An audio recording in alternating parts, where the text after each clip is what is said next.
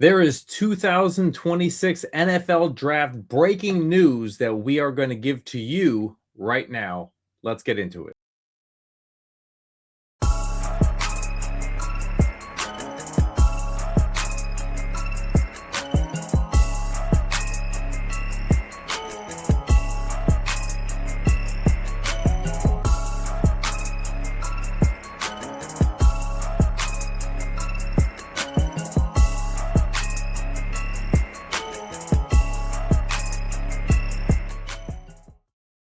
Welcome, everybody, to Top Dog Coverage. It's your boy Dirty with your boy C Dub on this beautiful Sunday afternoon. And wouldn't you know it, NFL breaking news is always coming out, and we are 4 days ahead of the 2026 NFL Draft. And this could shake things up. C Dub, how you feeling down there with all this new news?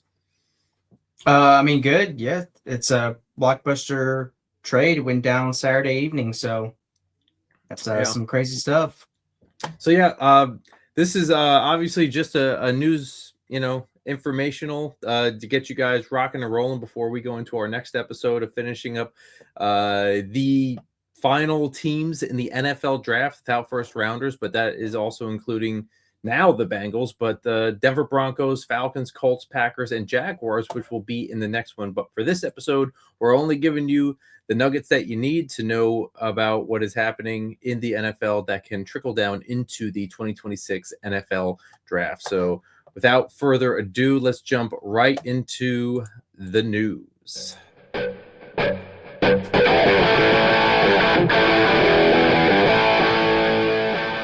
Time for the news. The news is brought to you by NorthStashHall.com. If you want some hot sauce based out of West Virginia and some mead, some MEAD, some honey wine based out of West Virginia, go to North-Hall.com.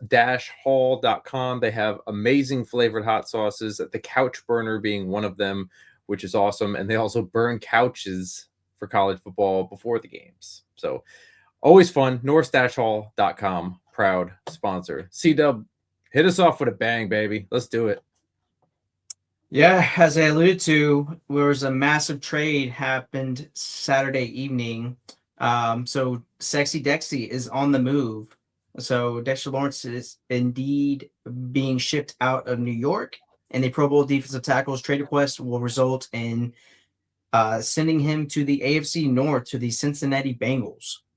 So the Giants and Bengals have agreed to a Lawrence trade. Ian Rappaport and Mike Garafolo of NFL Network report. This deal involves the number 10 pick in next week's draft heading to New York.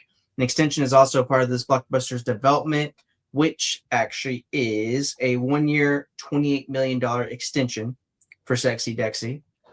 So, this kind of happened pretty fast. So Lawrence was unable to work out an extension agreement last offseason with a short-term incentive package being agreed to instead. The arrival of head coach John Harbaugh and a new supporting structure in the organization did not yield progress during the latest round of negotiations, prompting a trade request shortly before the draft. The immediate response indicated a swap was not expected, but it soon became clear the Giants were not interested in adding term or new money to the remainder of Lawrence's contract. Talks broke off earlier this week, although team and player remained in communication leading up to yesterday's news.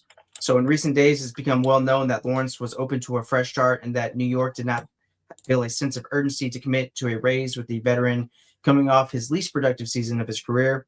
The Giants understandably set a high asking price in this case, with a top 10 pick being sought out. They have managed to land one, and the team now holds selections number 5 and 10 heading to the first round. So this is pretty massive because this is some kind of history here. But this is the first time in the common draft era, which is 1966 to present, that the Bengals have traded away a top 10 pick. First time ever. That's pretty wild. Mm-hmm. Also, I would mention that this is significant for the Bengals, who really needed to strengthen their defensive line. They really needed a big fella up front, and that's what they got. They got one of the best defensive tackles in the league coming in and trying to shape that defense. Wherever they go from here, they could still pick some possible defenders to go on this defense and help out, since we already know the motor on the offense is running. But this is a significant step. I know it's a big pick that you're giving away, understandable, but I believe that this is something that they needed. Yeah, I mean, he's the best nose tackle in football. He actually gives you pass rush upside as well. He had a down year last year with the injuries and whatnot, but I think this is going to be a great change of scenery for him. They also signed Jonathan Allen, so those two in the middle of your defense should help free up your linebackers, and you're able to do some more stuff on the defensive side. But I think this just shows you that they're currently in win now mode. Right, he's a 28-year-old nose tackle. He's got 3 Pro Bowl nods, and it's just a guy that can kind of transform that defense and really elevate, because he's been an elite player for a long time, and now he gets to help Burrow get back to the ship. Well, let's get into another piece of news, and we'll head over to the west coast of Arizona, where Jacoby Brissett is skipping Cardinals offseason program as the QB seeks an extension. So it's a new dawn for the Arizona Cardinals as the organization is embarking on a new era after firing head coach Jonathan Gannon, as we all know, and cutting quarterback Kyler Murray, who is now with the Vikings. They've since replaced Gannon with former Rams offensive coordinator Mike LaFleur. As for who will replace Murray under center, that answer isn't as clear as they would like it to be. So if you look at the current depth chart, Jacoby Brissett currently slots as their top signal caller after starting 12 games for the franchise in 2025. However, the momentary QB is currently MIA. Brissett is not attending phase 1 of the offseason program, as he's asking for an extension that pays him as a starter, according to the NFL media. The veteran is playing on a 2-year, $12.5 million contract. He signed back in March in 2025. For 2026, Brissett is slated to have a cap hit of $9.19 million, a base salary of $4.88 million, and just $1.5 million in guaranteed salary, according to Over the Cap. At the time of the signing, his current deal, he was set to come abroad as a top-tier backup to Murray. He eventually found his way into the starting role after Murray went down with an injury. So Jacoby Brissett, his completion for last year, 64.9%. He had 3,366 yards, 23 touchdowns, 8 interceptions. Yards attempted, 6.94. And as Arizona starter, Brissett played well despite the team's 1-11 record with him at helm. He completed 64.9% of his throws, averaged a career high of 240.4 passing yards per game, and had 23 passing touchdowns to just 8 interceptions for a 94.1 passer rating. So Jacoby Brissett holding out for a reason he believes in very strongly. So yeah, it's a tough situation. I mean, you won 1 game out of your 13 starts, right? And you put up some passing numbers, but that declined quickly throughout the season as you went on. And so I don't know. I don't know how the situation is going to unfold. They signed Gardner Minshew, so that could definitely be a stopgap for them as well if they don't want to pay, because they're obviously fully in a rebuild. So it's definitely going to be a team to watch for the draft and a potential Ty Simpson landing spot. Don't know.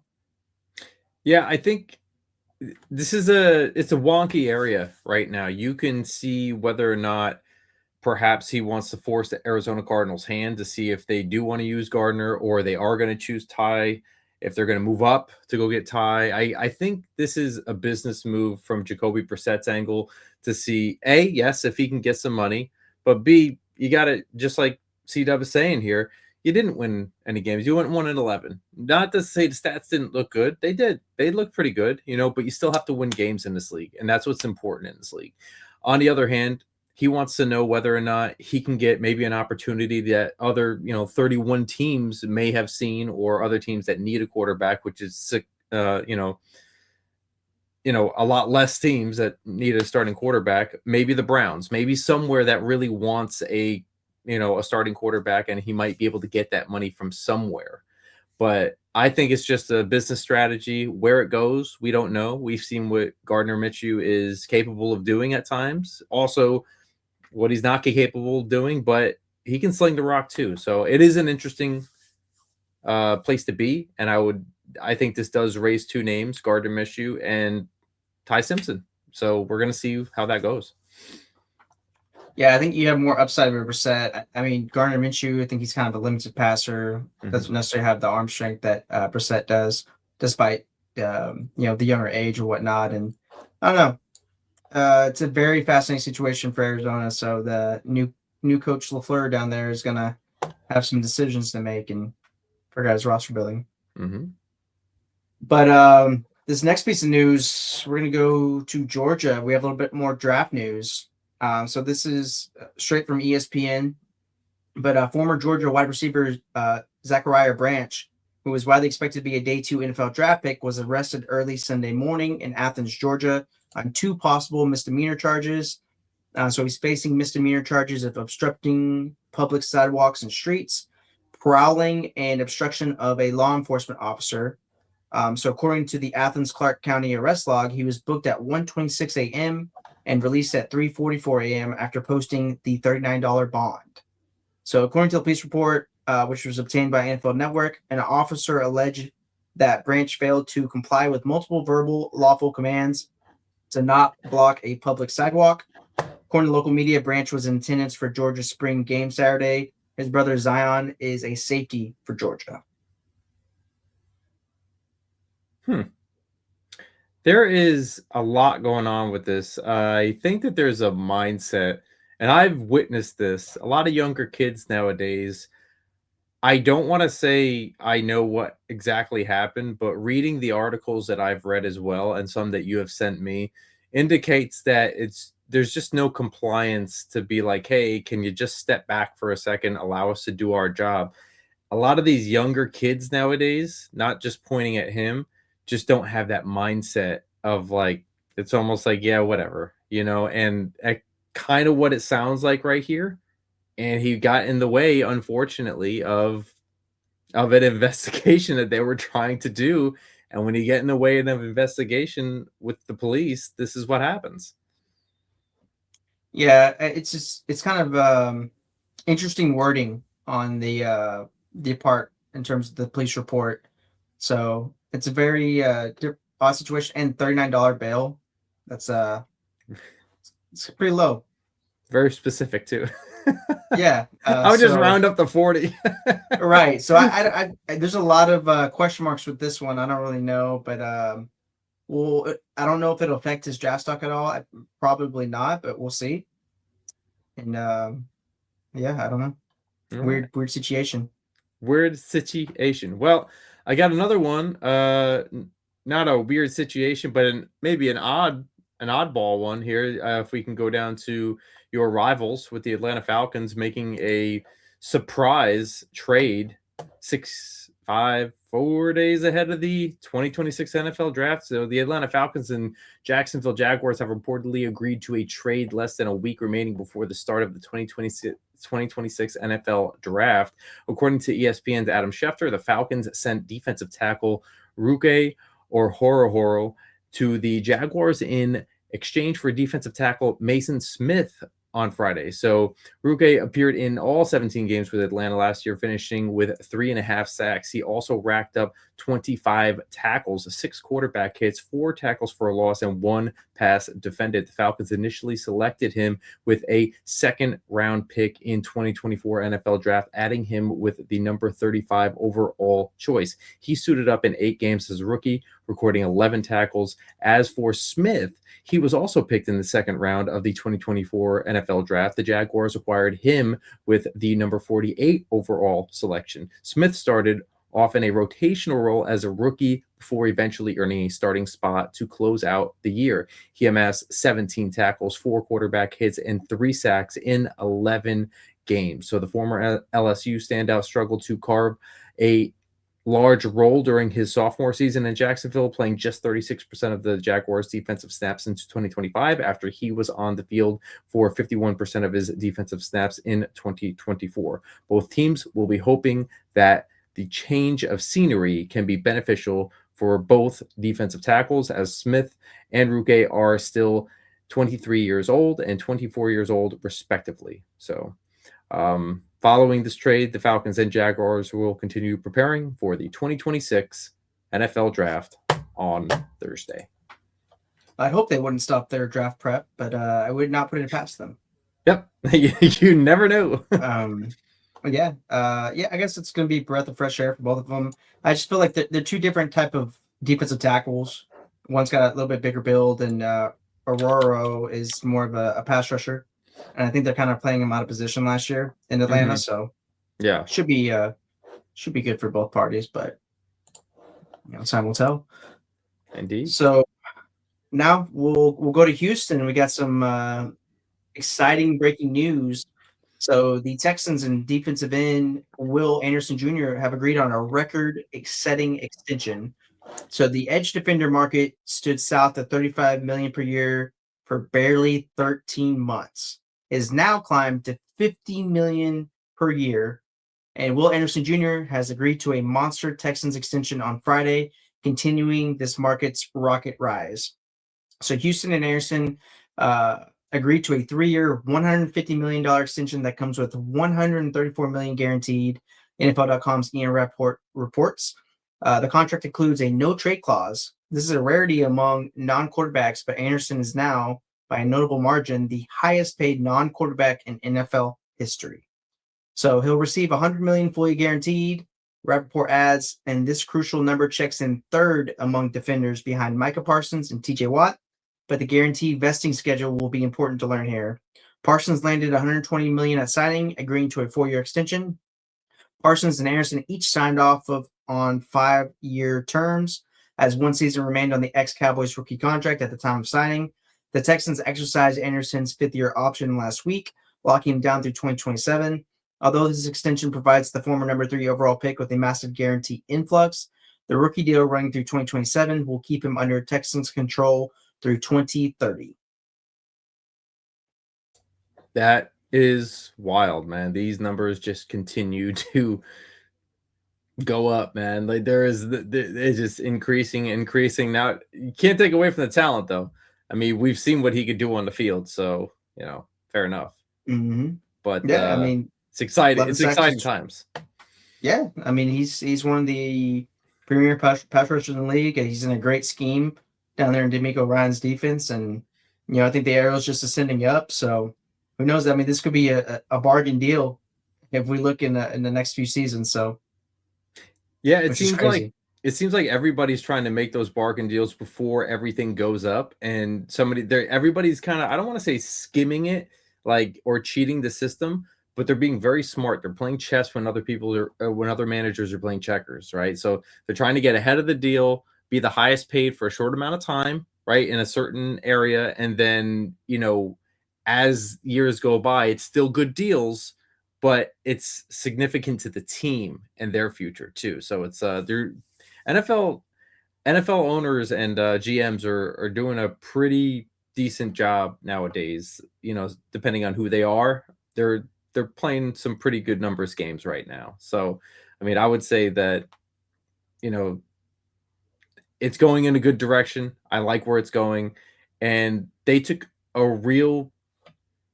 they took a really good chance on moving up to go get him in that draft.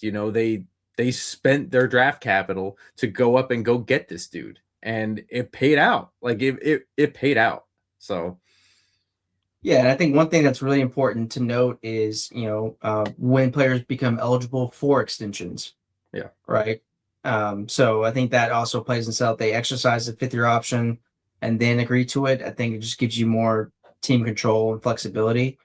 But yeah, because unfortunately you can't just come in, crush your rookie year, and then get an extension. There's a certain timeline with these, but yeah, I mean, I think Houston's doing a good job of team building down there. Now it opens up to see, are they going to extend CJ Stroud? We'll see if they give them. This is going to be his 3rd offseason in a row with a completely different offensive line. And so we'll see if this is the one that can help protect him to get him back to rookie form. So a big year for Mr. Stroud, but congrats to Will Anderson Jr. on a record-breaking contract. Indeed, Mr. Anderson. Indeed. I wish we had a Matrix sound button. Mr. Anderson. You know, that'd be awesome. But if you guys want to take a chance on risking, risk it with the biscuit, follow us at Top Dog Coverage for everything being updated. So follow us at YouTube, Twitter, because we're cool kids, TikTok, Facebook, Instagram, and stay connected with us. Make sure that you follow us on Apple, Spotify, hit the 5 stars, swipe up, leave a comment, put us in your algorithm. Go to topdogcoverage.com and make sure that you guys vote for your favorite player, or I'm sorry, your favorite team. Hit us up on some of the posts that we are putting on YouTube, because it's about to get, look, we got some posts coming up that are going to be a little controversial, so be ready for it. Some people like this person, some people like that person, so you guys get to put your vote on it, and we want to hear from you as well at topdogcoverage@gmail.com. Email us with your rivals, with your favorite players, with your favorite draft prospects. We are 4 days away, but we will be back tonight finishing up the rest of the NFL teams that we haven't talked about: the Broncos, Falcons, Colts, Packers, and Jaguars. C-Dub, you good with everything? We're done? Finito? Yeah. All right, cool. So make sure that you guys stay connected with us, all right? So follow us at Top Dog Coverage on everything. And with that being said, we look forward to another episode live tonight. So make sure that you guys follow us live and watch, comment, share this episode and the next one that you're about to watch. So from your boy Dirty and your boy C-Dub, we will see you on the flip side. Take care. Thank you so much. Peace.